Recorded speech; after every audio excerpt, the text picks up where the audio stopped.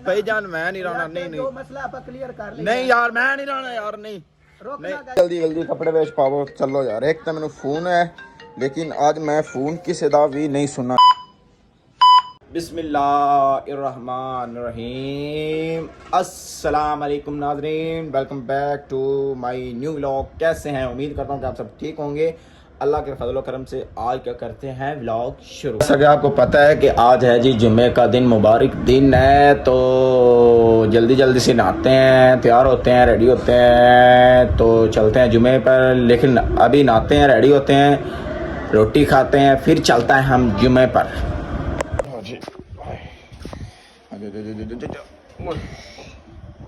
चोकली साबुन साबुन साबुन साबुन साबुन साले में साबुन चोकली। शावर वगैरह ले ले, जल्दी जल्दी पाइए जी कमीज। और हाँ जी, तो रेडी वगैरह शेडी हो गया, वगैरह नहीं रेडी हो गया। जल्दी जल्दी परफ्यूम चुकी है, परफ्यूम लाइए। ओए होए होए यार, एक तो परफ्यूम ਨੂੰ ਲੱਭਣਾ ਵੀ ਇੰਜ ਹੋ ਜਾਂਦਾ ਕਿ ਜਿਵੇਂ ਸੂਈ ਗਵਾਚ। ਨਹੀਂ ਹੁਣ ਮੈਂ ਜਾ ਰਹਾ ਜੁਮਾ ਤੇ।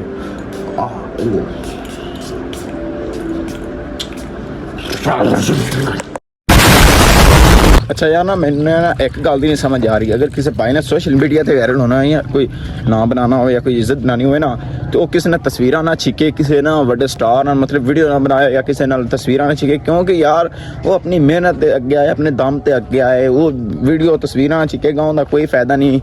एक तकरीबन आर्जी तौर पर तो वायरल हो जाएगा, लेकिन जेड़ी उनकी अपनी पर्सनैलिटी होगी, जेड़ी उनकी अपनी पहचान होगी, वो फिर वो मज़ा नहीं आएगा। इसलिए बंदा जो भी कामयाब होवे अपने दम ते होवे, अपनी मेहनत ते होवे, अपनी स्ट्रगल ते होवे कामयाब, फिर मज़ा आता है एक बंदे की कामयाबी का। ये नहीं कि बड़े स्टारां ने तस्वीर बना ली, बड़े बड़े टिकटॉकर नाल, बड़े बड़े यूट्यूबर नाल तस्वीर बना ली, वीडियो बना ली, उन्होंने कह दिता जी साडा चैनल प्रमोट कर दो जी, वायरल कर दो सानू। ये तो नहीं ना, अपनी मेहनत ते अगे आओ, अपने दम ते आओ। इंशाल्लाह जो भी आवे अपनी मेहनत ते अपने दम दे सिर ते आवांगे। तो ये गल मेरी हकीकत है, ये मेरी गल तुसी याद रखना है, ज़हन च पा लवे तुसी। बाकी माशाल्लाह जुम्मे ते असीं जा ही रहे हैं। मैं क्यों ना व्यूअर्स नूं अपने बाजार भी दिखा दईए कि साडे बाजार माशाल्लाह किस तरह दे ने। 12 चक बलोचां वाले दे बाजार वेख सकदे ने। मतलब थोड़ी जी भी बारिश आ जाए तो ये मुकम्मल तौर पर माशाल्लाह इस तरह की इन्हां दी हालत हो जाती है, जिस तरह कि तुसीं अपनी अखां नाल वेख रहे हो, वेख सकदे ने। ये हालत है साडे बाजारां दी। खुदा ही वारिस है इस पिंड दा, इस मुल्क दा की बनेगा या की नहीं बनेगा। बाकी जी हालत वेख लग रही है, मैंने लगता है कुछ भी नहीं इस मुल्क का बन सकता। मतलब है सारे बाजारों का हाल है, एक गंद वेख सकते हैं, है पानी वेख सकते हैं यार। अफसोस वाली गल है यार। बाकी मिलने थानू इंशाल्लाह मस्जिद पहुँच के। चलो जी बिस्मिल्लाह।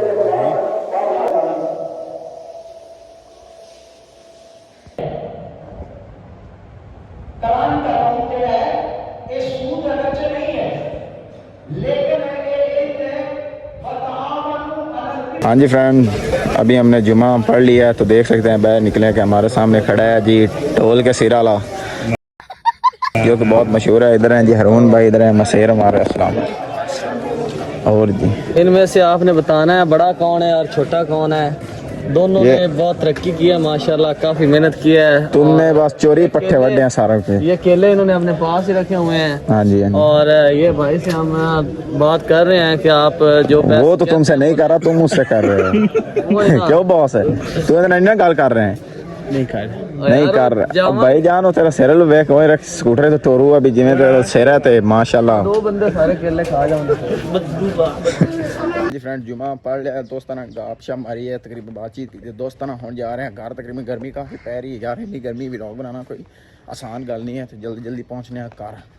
हो यार गर्मी काफ़ी है, जल्दी जल्दी पक्खा चला दीजिए। तकरीबन नमाज जुमा पढ़े, जुमा पढ़ के तकरीबन 10 to 15 मिनट लगे मैंने घर आने। तो गर्मी च बुरा हाल हो गया यार। ओए होए होए बड़ी गर्मी पौंदी भी, थानू दस नहीं सकता यार। पंखा चले, कोई सुकून आया, आराम आया है। हुण कोई खावन नू पुछने चीज़ है कि नहीं? हाय हाय हाय हाय हाय हाय यार बिरयानी, हाय हाय माय फेवरेट डिश। हाय हाय हाय हाय हाय हाय बिरयानी आ गई उस्ताद जी। मजेदार। हाय हाय हाय हाय हाय हाय।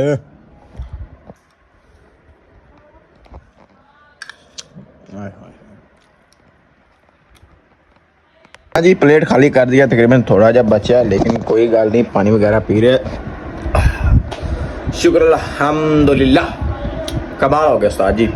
चस्ती बिरयानी ते जी मेरा मुर्गा जेड़ा तकरीबन 3-4 दिन हो गए बीमार है, इनकी दवाई वगैरह लेनी है, थोड़ा जिन हलाने जलाने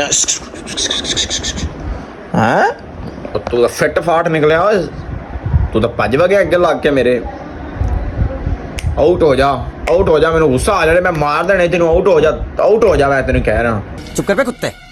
दफा हो जा, नहीं तो मैं तेरी मेरी लड़ाई हो जानी है। दफा हो जा इथों, भज चल, निकल जा। नहीं जी, बड़ा गुस्से च है, बड़ा गुस्से च है, बड़ा गुस्से च है। अम्मा बर्तन लै जाओ, बर्तन लै जाओ, अम्मा बर्तन लै जाओ। हाँ जी फ्रेंड्स, वेलकम हो गया। सुते उठे हैं जल्दी जल्दी, मुंह धोने, रेडी होने, फिर चलने स्कूल में गेम करन। मिलने हैं छोटी सी ब्रेक के बाद। A few moments later. हाँ जी यार, शावर वगैरह ले लिया ते एक मसला बन गया। सब तो मसला ये बन गया बड़ा, ये है कि घर वाले नाल हो गई मेरी लड़ाई। मैं जल्दी जल्दी करन पैकिंग करके मैं जा रहा लाहौर।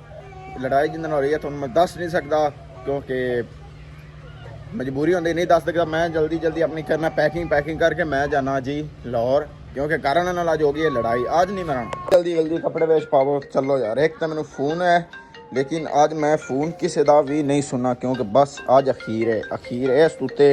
मैं होर बर्दाश्त नहीं कर सकता यार, बस अखीर है इस तो अगे। फिर बस वेख सकते पैकिंग वगैरह हो रही है, हुण मैं जा रहा हूं। नहीं यार, ना यार, नहीं भाई, मैं भाई जान मैं नहीं रहना। नहीं मसला आप क्लियर कर ले। नहीं यार, मैं नहीं रहना यार। नहीं रोकना गाइड मेरे लिए ना यार, नहीं मैं भाई जाना ही जाना। मैं कल आप क्लियर कर ले भाई जान बह के मेरे कपड़ा वगैरह मैं नहीं रहना। मैं लाहौर जाना है भाई जान। नहीं यार, मैं लाहौर जाना है भाई, मैं इत्थे नहीं रहना। बस मेरी अब जैसे कि थानू पता ही सी कि साड़ी हुई सी लड़ाई, लेकिन लड़ाई के बावजूद बड़ी मुश्किल ना हो गई सी रसाई। क्या डायलॉग है, लड़ाई के नाल हो गई सी मुश्किल के नाल रसाई। ते काफ़ी अंधेरा हो गया सी, मैं फिर गेम करन लग गया सी। मैनू अहमद भाई ने गल दिता सी, क्योंकि अगे मजीद लड़ाई वध रही सी। तो मैं स्कूल चला गया, तो नहीं आया, काफ़ी अंधेरा हो गया है। मैं कि क्यों ना यहाँ पर ब्लॉग का एंड कर दिया जाए। तो फिलहाल यहाँ पर कर रहे हैं ब्लॉग का एंड।